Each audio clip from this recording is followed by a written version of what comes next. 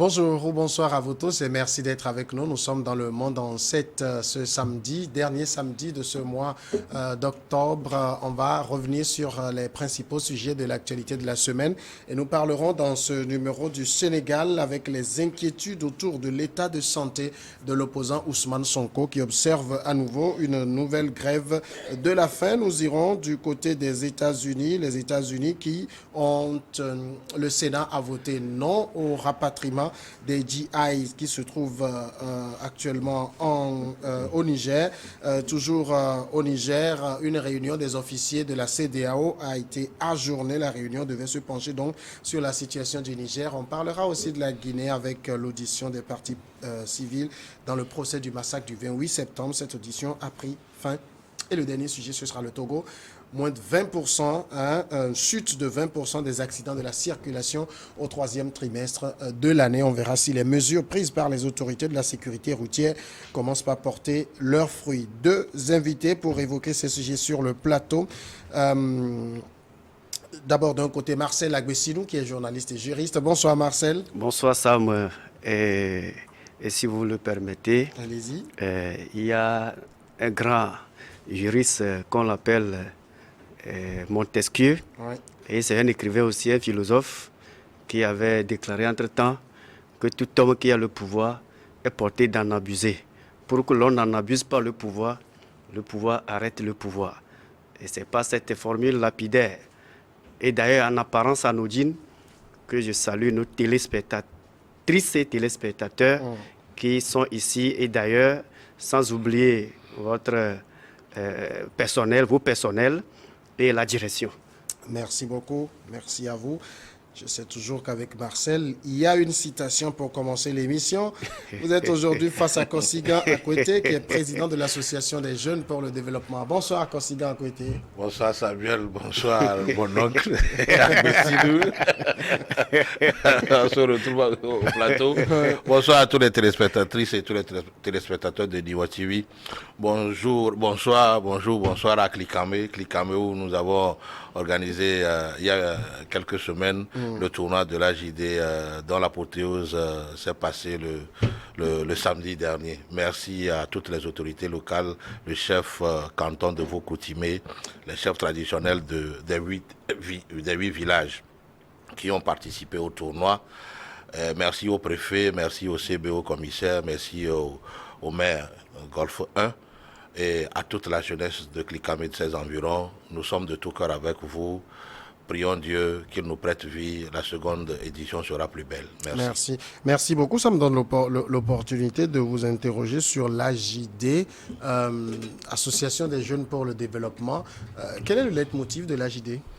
L'Alliance Jeunesse Développement a comme objectif d'informer le pouvoir public sur les situations des jeunes, de promouvoir la formation professionnelle des jeunes, d'aider à l'entrepreneuriat, d'aider les jeunes à embrasser l'entrepreneuriat parce qu'il n'y a pas mieux d'être chef pour soi-même, et de former et d'éduquer, de sensibiliser les jeunes sur tout ce qui va les amener à avoir des problèmes avec les lois de la République, les former sur la bonne citoyenneté et tout faire pour que voilà, ils puissent avoir ils puissent s'émanciper et devenir un fruit de succès pour eux-mêmes, pour leur famille et pour la nation. Merci beaucoup et merci pour ce que vous faites.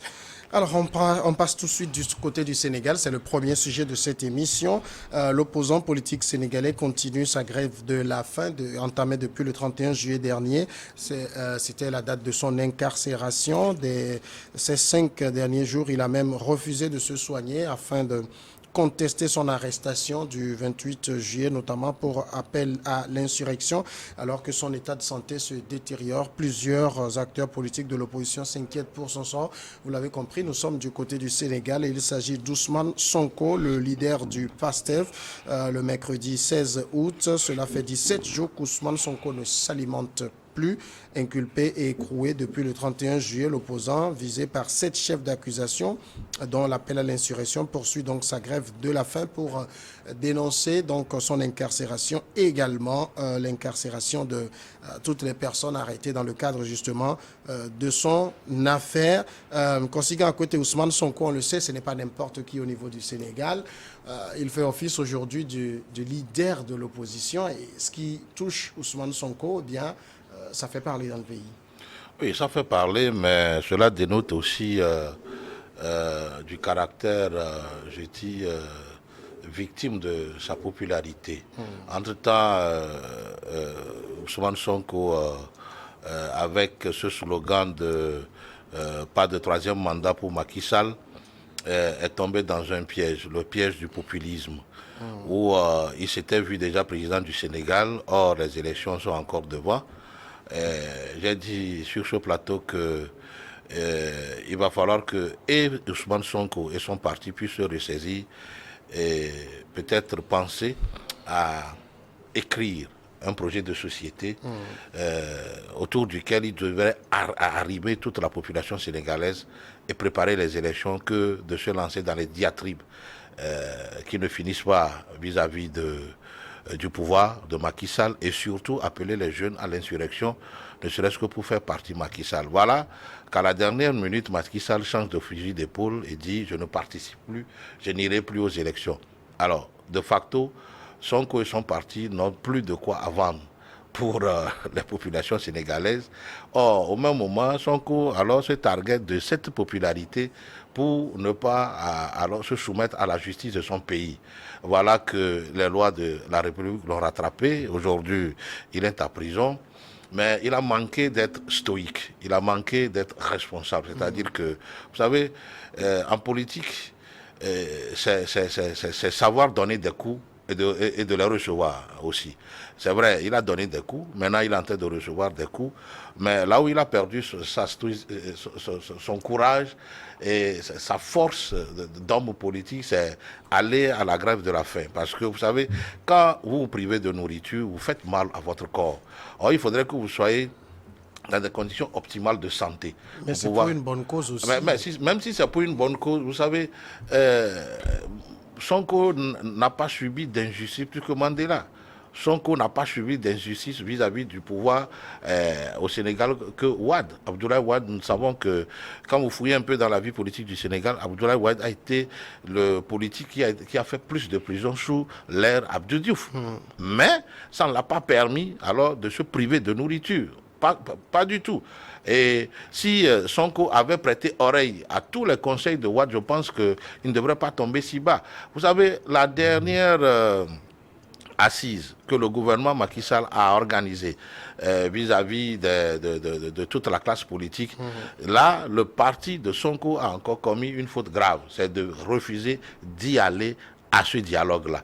Peut-être que s'ils allaient à ce dialogue, ils pouvaient trouver une solution à l'amiable devant alors l'exempter de faire face alors à toutes les condamnations et d'être là où il est actuellement. Qu'ils vous souviennent, c'est à ce dialogue que Khalifa Sall a participé. Aujourd'hui, condamné, on a par consensus, ils ont décidé de trouver alors des arrangements vis-à-vis de sa condamnation pour qu'il puisse se représenter. Il en est de même pour Karim Wade. Alors, s'ils étaient partis, si Sonko et son parti étaient partis à cette assise-là, je suis sûr qu'ils devraient trouver une solution pour alors mettre de côté ces condamnations et pour qu'ils puissent préparer dans les bonnes conditions les élections à venir. Maintenant, aujourd'hui, vous savez, nul n'est au-dessus de la loi. La loi, elle est dite. Maintenant, il fait les frais de la prison. Pour moi, il devrait adopter une autre posture que celle qu'il a adoptée actuellement. C'est vrai, il n'est écrit dans aucune loi que si quelqu'un est emprisonné, qu'il fait grève de la faim, qu'on le libère. Je ne pense pas que c'est dans l'ossature du code pénal d'un pays que je ne connais pas. Maintenant, il devrait adopter alors une posture responsable devant subir les rigueurs de la loi Et son parti devait alors travailler, passer par des lobbying pour convaincre le pouvoir de Macky Sall à trouver peut-être une solution à l'amiable vis-à-vis des lois. Vous savez, la Constitution permet au président alors d'amnistier, de gracier. Tout ça là, c'est des pistes qu'ils peuvent exploiter pour le sortir d'affaires, que de se punir et de peut-être perdre sa vie pour quelque chose qui peut quand même lui faire rebondir alors dans la vie politique sénégalaise. Marcel Agbessinou, qu'est-ce que vous pensez d'abord de cette grève de la faim que l'opposant est en train d'observer? Vous pensez que c'est l'ultime recours qui lui reste aujourd'hui? Si vous permettez, avant d'en arriver sur cette question posée, je voudrais faire quelques parallèles en vous soumettant quelques hypothèses. Admettons que Emmanuel Macron, c'est un Africain, et plus particulièrement un Sénégalais. Et il a envie d'être candidat à une élection présidentielle ici, en Afrique. Je ne suis pas sûr qu'aujourd'hui, il peut être président de la République.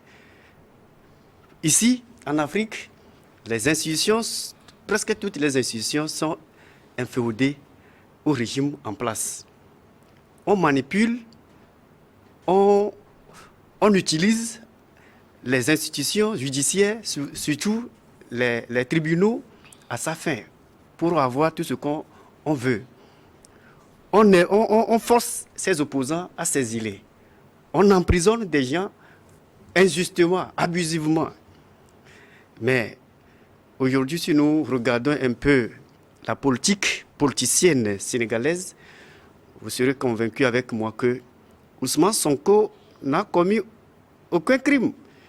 Il s'est déclaré être un président d'un parti politique qui est le PASTEC, dissous d'ailleurs, dont ses premiers responsables ont été accusés à tort ou à raison. Mais le jeune homme, vu sa popularité, Ousmane Sonko, vu sa popularité, d'ailleurs, peut-être il est le deuxième en Afrique, vu sa popularité, le président sortant, bientôt sortant Macky Sall, a jugé mieux de le gêner par tous les moyens légaux dont il dispose à travers la Constitution. Parce que si vous êtes un chef d'État, même sérieux ou pas, pour gouverner à Vietnam, pour avoir des coudées franches et avoir la main libre sur toutes les institutions de la République et contrôler l'espace politique, il faut au moins se baser sur la Constitution que le peuple a adoptée. Donc Macky Sall s'est basé loyalement sur la Constitution et ils ont fait un jeu de ping-pong pour trouver des chefs d'accusation contre Sonko. Le premier d'ailleurs, c'est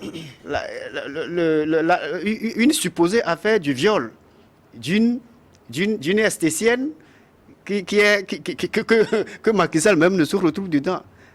Aujourd'hui, c'est l'appel à l'insurrection qu'il a cloué parmi les 7 chefs d'accusation. C'est l'appel à l'insurrection qu'il a cloué maintenant désormais à la prison civile depuis le 31 juillet dernier. Donc Macky Sall est à donner, autant pour moi, Ousmane Sonko, un jeune homme qui a l'âge de fleur, qui est un peu agité aussi.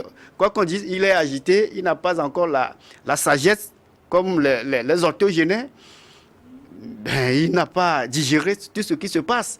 D'abord, il a été radié sur la liste électorale. N'eût été le volte-face du juge de Ziguinchor, bon, Sonko serait radié définitivement. Mais aujourd'hui, le juge, au moins, a fait un travail titan, un travail lourd. Si on en vient à la grève de la faim... La grève de la faim, c'est juste pour contester la décision. C'est juste pour dire que je ne suis pas d'accord avec tout ce qui se passe. C'est le recours ultime qui lui reste aujourd'hui. Ah oui, c'est le recours ultime parce que les institutions sont verrouillées. Toutes les institutions du Sénégal sont verrouillées en faveur de Macky Sall contre ses opposants. Parmi ses opposants, la plus emblématique, c'est Sonko Ousmane, le jeune homme, qui est d'ailleurs très populaire, qui a quelque part au fauteuil du président de la République. Donc, le seul recours ultime qui reste à Sonko aujourd'hui, c'est de dire non, que je ne suis pas d'accord avec tout ce qui se passe. La justice est instrumentalisée contre moi. Donc, je vais faire la grève de la faim, même si l'on sait que ça n'aboutira pas. Mais il a osé, il a tenté. Et on verra la suite, c'est la fin qui justifie les moyens. Justement, la grève de la faim, Kosiga Nkwete, c'est quand même... C'est une arme politique aussi, il faut le dire. Vous vous rappelez Mahatma Gandhi, il en a fait son arme favorite pour lutter contre l'impérialisme anglais dans son pays à l'époque, et ça a marché. C'est une arme de non-violence. Et Ousmane Sonko aujourd'hui en prison, comme Marcel Agbessine le dit, les institutions semblent travailler contre lui. Il ne semble avoir que ce recours-là, finalement. Oui, avant de répondre à votre question, je voudrais rappeler à M. Agbessine que le pouvoir de Macky Sall n'a pas fabriqué les chefs d'accusation contre Ousmane Sonko. Quand on est politicien, il faut d'abord respecter les lois de la République. Il faut ici être intelligent et savoir les conduites qu'il faut tenir pour ne pas tomber dans le piège de l'adversaire. Parce que vous savez, la politique, le jeu politique, c'est un jeu sans état d'âme. Hein. Quand vous prêtez le flanc à votre adversaire, il vous ramasse et il vous jette loin. Maintenant, ça fait un. De deux, la grève de la faim, si c'était en Europe, il peut y avoir gain de cause. Mais en Afrique, vous savez, la mentalité africaine ne se meut pas aussi vite face à ces choses. Ça veut dire qu'on peut le laisser mourir? Écoutez, même si on ne le laisse pas mourir, ça dit que la réaction ne viendra pas si tôt. Face à la détérioration de sa propre santé. Aujourd'hui, quoi qu'on dise, on est en train de parler de hypoglycémie, on est en train de parler de coma. Ça voudrait dire que sur le plan physique, il reçoit des impacts qui demain peut le rendre peut-être inapte pour de hautes fonctions. Parce que n'oublions pas que pour être président de la République, il y a une batterie d'analyses qu'il faut faire, d'examens médicaux qu'il faut faire, et à la suite de laquelle on peut vous déclarer apte à la fonction ou pas. Ça fait un. De deux, est-ce qu'aujourd'hui, le pouvoir judiciaire alors est touché par cette grève de faim? Est-ce que le pouvoir même en place est touché? Est-ce qu'il y a un répondant? Est-ce qu'ils savent qu'il y a quelqu'un qui souffre de faim parce que... Non. Alors, quand on est en face d'un système ainsi, moi je pense que le rapport de force n'est plus égal. Si actuellement, Sonko emprisonné, son parti politique, alors peut titiller le pouvoir en place, de sorte à créer peut-être de l'insurrection, de sorte peut-être au Parlement à voter des lois qui puissent contraindre la justice à le libérer, là je dis c'est de bons combats. Mais faire le combat de grève de la faim ne peut que le nuire et peut même le conduire à la mort. Ça aussi, c'est quelque chose qu'il ne faut pas oublier. Alors, c'est une éventualité à ne pas passer sous silence. Moi, je conseillerais à Sonko de reprendre ses esprits et de dire que ce n'est pas la fin du monde. Je conseille aussi au parti PASTEF alors de rentrer dans les négociations. Le parti qui est déjà dissous. Ah, mais oui, mais il a toujours des amis. C'est ceux-là qui l'ont aussi poussé à faire des fautes, à commettre des fautes. Entre-temps, le même dialogue que le PASTEF a refusé, il y a un qui, Khalifa Sall, était dans la même organisation avec eux. Mais eux, il est parti. Barthélémy Dias est parti. Aujourd'hui, tous ont trouvé alors des avantages issus de ce dialogue-là. Pourquoi pas eux? Maintenant que le dialogue est fermé, on peut toujours utiliser alors surtout les marabouts, ne serait-ce que pour rouvrir le dialogue avec le pouvoir en place, puisque ce n'est que lui, Macky Sall, qui peut trouver une solution immédiate pour Sonko. Il peut même le faire revenir dans le jeu par une simple loi d'amnistie. Ce n'est pas la fin du monde. Mais décider de faire la grève de la faim, qui ne trouve même pas de répondant chez les acteurs principaux, chez le pouvoir judiciaire, qui peut l'élargir de la prison aujourd'hui, moi j'ai dit, c'est totalement absurde, ce n'est pas bien. Marcel Agbessine, il y a Habib Sy, qui est le leader de Yewwi Askanoui, ce regroupement de partis d'opposition, qui dit, je cite, « Ousmane Sonko continue la grève de la faim et refuse de façon catégorique et systématique que tout soin lui soit administré. Nous sommes inquiets parce que les combats qu'il engage, il les mène jusqu'à terme. D'abord, d'un, c'est considérer cette grève de la faim par ses amis comme un combat qu'il est en train d'engager et il les mène jusqu'à la fin. Ça veut dire, s'il lui arrive quelque chose, c'est le pouvoir qui en serait responsable. Ah oui, un pouvoir sérieux qui se soucie de ses administrés, de ses citoyens, de ses concitoyens. Une personne qui est en difficulté dans une république, sauf si nous sommes dans une république bananière, mais si nous sommes dans une république, comme on entend le nom, mais le chef de l'État doit être inquiété, doit se soucier du sort d'un seul citoyen qui est en difficulté. Donc, aujourd'hui, si Sonko a entamé une grève de la faim depuis 17 jours et il refuse tous les soins appropriés. Et il est admis même dans le coma avec de vomissements, etc. Mais la responsabilité aujourd'hui, ce n'est pas à rechercher de midi à 14h chez les opposants, ni dans les mains de la société civile sénégalaise, mais directement aux mains du pouvoir central du régime incarné par Macky Sall qui serait engagé. Sonko, ce n'est pas un simple citoyen lambda. Sonko, c'est un chef de parti politique qui dérange, qui a cédé même les frontières. Et le laisser comme ça peut-être un jour mourir à travers de la grève de la faim, non. Macky Sall peut-être serait jugé pas devant les juridictions nationales et internationales. Non, pas du tout. Donc aujourd'hui, on sait bien sûr que Macky Sall, il a le vent en poupe. Macky Sall a le vent en poupe, mais personne ne sait et personne ne saura comment lui aussi son sort serait sur un jour. Le mieux pour apaiser l'espace politique. De l'autre côté, il doit faire bas la terre, appeler une discussion élargie avec les acteurs, tous les acteurs impliqués à travers la société civile, les religieux, les politiques, la société civile, etc., pour trouver une sortie de crise. Aujourd'hui, quoi qu'on dise, Macky Sall tend vers une position de faiblesse. Après les élections de 2024, il tend vers une position de faiblesse pour préparer son départ, pour préparer après Sall, après lui, il doit pouvoir faire du retour pédalage, appeler une discussion, ce que nous appelons les assises nationales. Il doit provoquer des assises nationales pour voir dans quelle mesure, quelles sont les voies et moyens. Il avait déjà organisé un dialogue. Non, c'est un dialogue entre ses amis. Non, ce dialogue n'est pas. Non, c'est le pasteur. Vous savez, il faut discuter. Avec un acteur emblématique. Sonko aujourd'hui au Sénégal n'est pas négligé pour aller vite discuter avec des gens qui vont dire oui à la table, des bénis oui. On ne peut plus continuer à discuter avec des bénis oui. Peut-être les discussions sont préparées, sont prêts. Peut-être il y a des couloirs avant les grandes discussions publiques. Mais Sonko, pourquoi l'incarner? Pourquoi le jeter en pâture?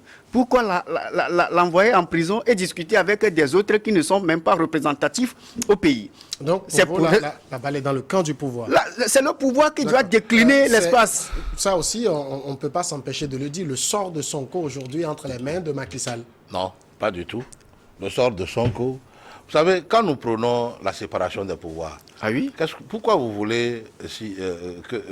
qu'est-ce que Macky Sall cherche dans ça? Ça, c'est la justice, affaire de justice et justice. Terminé. Sonko est un citoyen comme tout autre Sénégalais. Non. Ah oui, Sonko est un Sénégalais, il est un citoyen. C'est une personne morale du droit privé, du droit public. Même s'il est une personnalité politique, il reste d'abord un citoyen sénégalais. Et est au-dessous des lois sénégalaises. Et il n'a pas violé les institutions.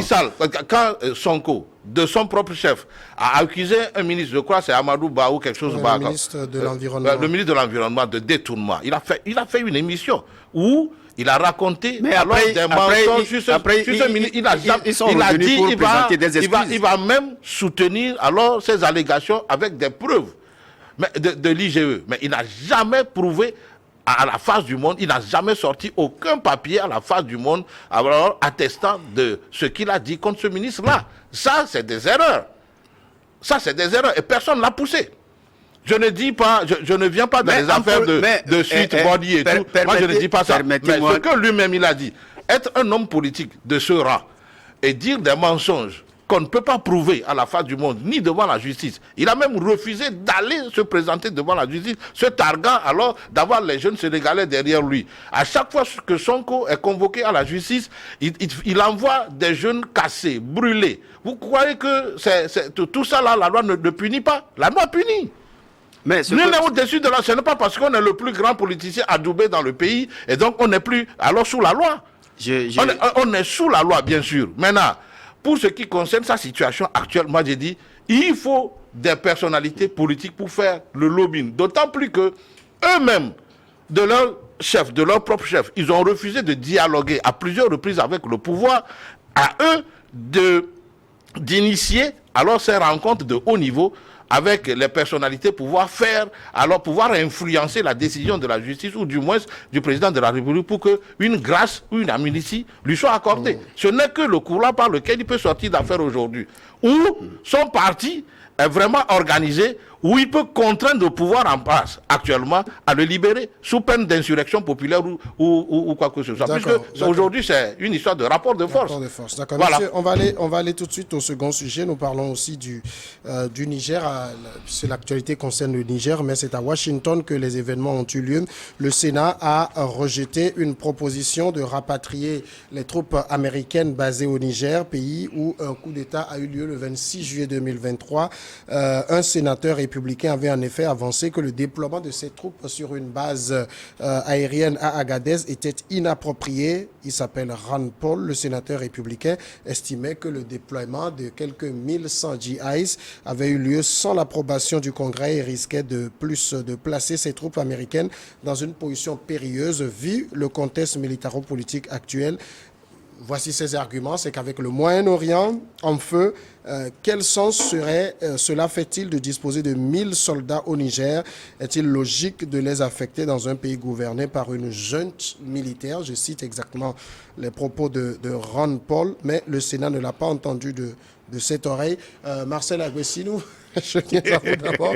Ici, le vote du Sénat qui a été contre justement le rapatriement des troupes, alors même que les Américains ont condamné le coup d'État, puisqu'ils ont qualifié il y a quelques semaines la prise de pouvoir par les militaires de coup d'État, ont suspendu leur aide au pays, mais disent « nous maintenons nos troupes sur place ». Vous comprenez cette attitude-là des Américains? Mais si vous permettez, le pouvoir politique aux États-Unis est souvent omis. C'est-à-dire que surtout quant à ce qui concerne la guerre, c'est le président de la République qui a la manette et qui a le veto. Et c'est lui seul qui peut déclarer la guerre et c'est lui seul qui peut mettre fin à cette guerre. Et bien qu'il ait aidé dans ses missions par des ministres des Affaires étrangères, que nous appelons aujourd'hui les secrétaires d'État, c'est un peu compliqué pour le Sénat de refuser le rapatriement de ces troupes basées à Agadez. Et dans les discrétions, dans les indiscrétions ou bien dans les lignes qui ont suivi, nous avons lu effectivement avec intérêt qu'il y a certains sénateurs qui ont jeté de l'anathème et de l'épreuve sur le même Sénat, parce que lorsqu'on avait envoyé ces troupes au Niger, on n'a pas demandé l'avis, on n'a pas demandé l'approbation d'ailleurs du Sénat. Et certains s'inquiètent ou bien s'interrogent pourquoi maintenant, lors du rapatriement, et c'est le Sénat qui va décider. Et il n'y a pas le parallélisme des formes. En droit, il y a les juristes qui disent qu'il y a le parallélisme des forces, c'est-à-dire que celui qui fait défaire. Alors que ce n'est pas le Sénat qui avait envoyé les troupes à Agadez. Maintenant, on revient pour demander maintenant le rapatriement de ces troupes par le Sénat. C'est un peu bien. Il y a pas l'équilibre de ce qui se passe aux États-Unis. J'ai vu que la crise nigérienne a bouleversé aussi certaines règles établies entre les différentes puissances mondiales. Si aujourd'hui les États-Unis ils se trompent entre eux là-bas en envoyant un projet de loi au Sénat pour la ratification et en demandant le rapatriement des forces, des forces militaires qui sont basées à Agadez à travers la formation, etc., de se replier et qu'ils ont eu de l'opposition du même Sénat, c'est un peu compliqué qu'ils mélangent deux pédales. Parce que, tel que je viens de l'évoquer si haut, ils n'ont pas demandé l'approbation de ce Sénat. Et maintenant, pour le rapatriement, ils ne pourront même pas demander l'avis de ce Sénat. Mais moi, je vois un peu plus loin l'affaire que, étant donné que nous disons que le président des États-Unis a un pouvoir extraordinaire qui exerce dans des limites extraordinaires, j'ose croire que c'est lui seul qui peut toutefois taper sur la table pour avoir le hockey et le rapatriement pourrait se faire. D'accord. Kosiga, à côté, il y a le sénateur Ben Cardin qui a argumenté, parce qu'il a voté en faveur du non au rapatriement. Mais voici son argument. Si les Américains se retirent du Niger, ceux-ci laisseront un vide qui pourrait être comblé par la Russie ou les mercenaires du groupe paramilitaire russe Wagner. Pour eux, en fait, finalement, le Niger ne compte pas tant que ça, sinon, c'est qu'on doit être là, sinon on laisse la place à d'autres. Ah oui, vous allez constater que l'Amérique n'est pas prête à perdre sa superpuissance et son influence sur les pays africains. Aujourd'hui, l'Amérique ne veut pas partir justement parce qu'ils savent que s'ils partent, ils auraient laissé la place à Wagner ou à l'armée russe ou à la coopération entre l'armée nigérienne et les Russes. Donc, pour ne pas donner une chance au Kremlin d'envoyer ses poulains sur le Niger, ils veulent y rester pour peut-être influencer les nouvelles autorités du Niger à ne pas peut-être coopérer avec Wagner ni avec les forces régulières russes. Mais est-ce que ça c'est normal? Ça veut dire, si je prends aussi ces propos et je fais un raisonnement par l'absurde, c'est que si nous restons, les autres ne doivent pas venir. Ah oui, vous savez, c'est la guerre, non? C'est la guerre entre les puissances. Est-ce que nous sommes dans un pays indépendant? Ah oui, non. Est-ce que parce que dire que si nous laissons, nous allons céder, nous allons laisser un vide. C'est ça même qui alimente aujourd'hui la guerre en Ukraine. C'est cette démonstration de force, cette je ne sais pas, cette idée d'être super puissant tout le temps qui fait que l'Occident ne s'entend pas avec la Russie. Et c'est ça la guerre en Ukraine, et c'est cette forme de guerre qui se transforme aujourd'hui aussi au Niger. Vous savez, les États-Unis savent que la France est déjà partie. Maintenant, si eux aussi partent, alors ils vont laisser le terrain à qui? À Wagner, qui est à côté. Wagner est au Mali.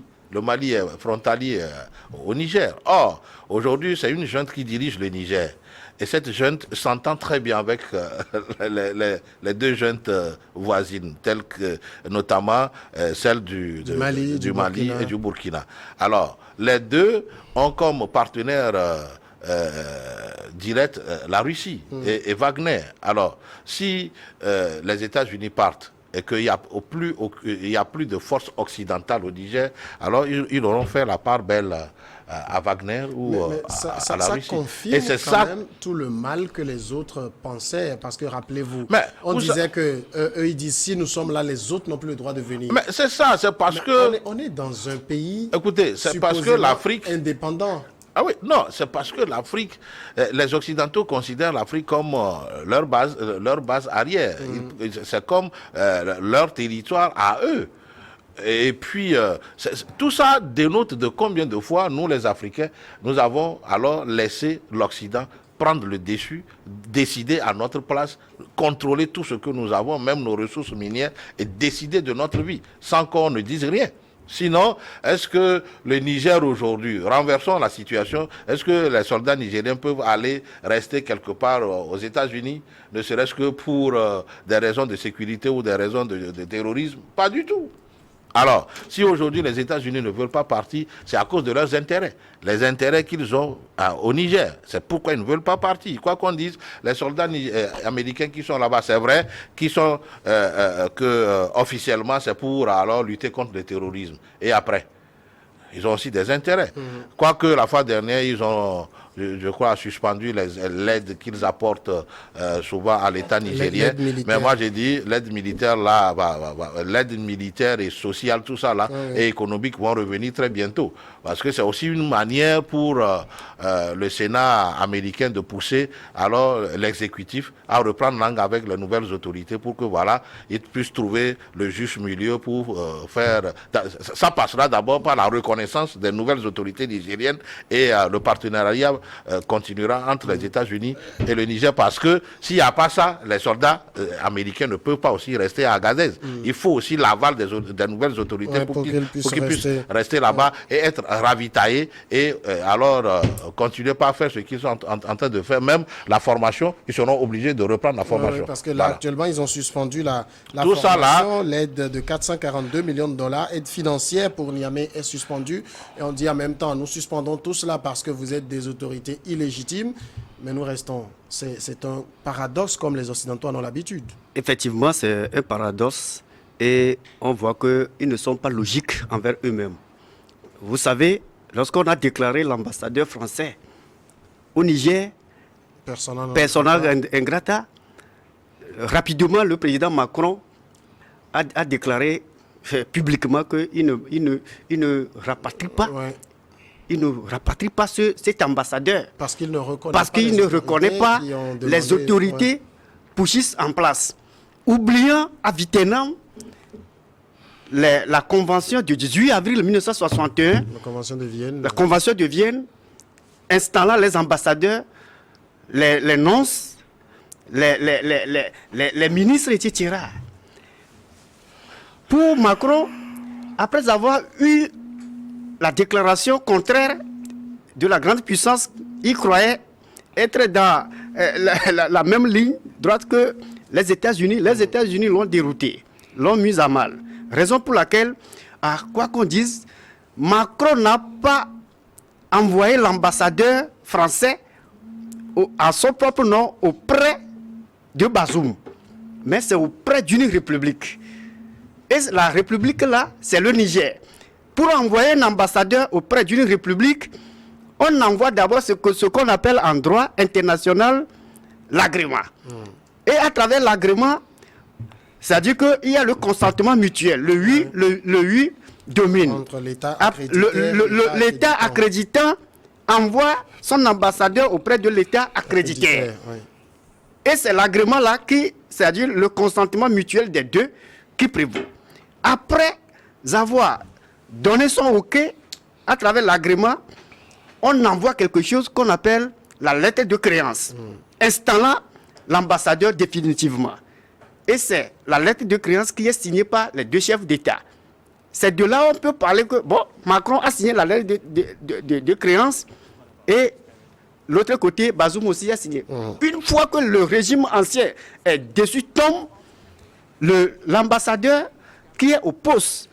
Si les nouvelles autorités qui le remplacent le veulent bien, il peut toutefois le déclarer persona ingrata. Mais aujourd'hui, les États-Unis, ils ont dit qu'ils ne vont pas rapatrier les troupes. Ils sont à peu près 1100 au poste à Agadez là-bas. Qu'ils ne vont pas les rapatrier. Parce que s'ils les rapatrient, c'est comme s'ils vont créer des vides qui seront comblés par les militaires paramilitaires russes Wagner. Oui.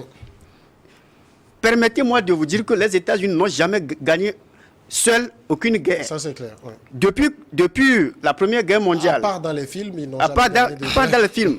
Depuis la Première Guerre mondiale qui a éclaté, j'ai l'habitude de citer, qui a éclaté le 28 juillet 1914 et terminé qui a pris fait d'ailleurs le 11 novembre 1918 dans un wagon à Rotonde. Les États-Unis n'ont jamais fait cette guerre directement. Ils l'ont fait à travers Ils sont des commerçants ambulants. N'eût été le naufrage de leur navire sur Pearl Harbor dans l'île Hawaï, les États-Unis n'entreront jamais dans cette guerre de la Première Guerre mondiale. C'est de la même chose au niveau de la Deuxième Guerre mondiale, et ils ont fait leur entrée également dans la Deuxième Guerre mondiale, et c'est ce que nous appelons les tournants décisifs de 1941, 42, 43. Aujourd'hui, ils refusent de rapatrier leurs troupes au Niger. Je voudrais dire que je peux rejoindre mon co-débatteur qui a une analyse très approfondie, qui est d'ailleurs pas efficace, à côté, que les États-Unis, ils cherchent des intérêts, ils poursuivent des intérêts. Comme l'a dit un président français, un ancien président français, que la France n'a pas d'amis, la France n'a que des intérêts. Les Occidentaux, les Européens en général, les Américains, ils ne visent que des intérêts. L'uranium du Niger, c'est de la haute qualité au monde. Mais vous pensez que les États-Unis ont maintenu leurs troupes parce qu'il faut les maintenir? Non. C'est en connaissance de cause. Justement, c'est tout ça là qui interroge aujourd'hui. C'est en connaissance de cause, et aussi ils veulent maintenir leur première position dans la première puissance mondiale. Alors, parce qu'ils rivalisent les Russes. Je voulais dire que c'est tout ça aussi qui révolte les gens. On n'a pas véritablement l'impression, parce qu'ils disent on reste, mais puisque vous êtes dans l'illégalité, on ne va plus donner les formations militaires, on ne va plus donner d'aide militaire et tout. En même temps, vous restez, vous servez à quoi? Non, c'est justement pour reprendre tout ça que le Sénat leur montre la voie. Si le Sénat dit, OK, ne partez pas, c'est parce que le Sénat demande à l'exécutif américain de reprendre langue avec les nouvelles autorités nigériennes. Parce qu'ils vous souviennent que juste après le putsch au Niger, il y a eu un nouveau ambassadeur qui a été nommé. Oui, une dame. Et qui a même été voir les nouvelles autorités du Niger, des nouvelles autorités actuelles du Niger. Elle est allée les voir. Elle a été reçue. Alors ça voudrait dire que maintenant, officiellement, petit à petit, les États-Unis reviennent dans le jeu. Ils vont reconnaître les nouvelles autorités parce que ça, alors prendre langue avec eux, sans un nouveau partenariat, sans de nouveaux accords signés, les militaires américains ne peuvent pas rester au Niger puisque la terre nigérienne ne les appartient pas. Mais c'est ici, moi je dirais que c'est une nouvelle épreuve ou même un piège tendu aux nouvelles autorités. On va voir s'ils sont vraiment des panafricains, comme eux-mêmes ils le disent, s'ils sont là pour les intérêts du Niger ou pour les intérêts, comme cela se fait, leurs intérêts. Parce que ici, on va voir les accords, les nouveaux accords qui vont lier le Niger et les États-Unis. Alors, bon, c'est vrai que c'est souvent officieux ces accords-là, mais vivement que les nouveaux accords plaident plus en faveur des Nigériens que les intérêts américains. D'accord. Messieurs, on va marquer la pause, le temps pour nous de regarder ensemble le journal de la mi-journée et on sera de retour pour continuer ce débat.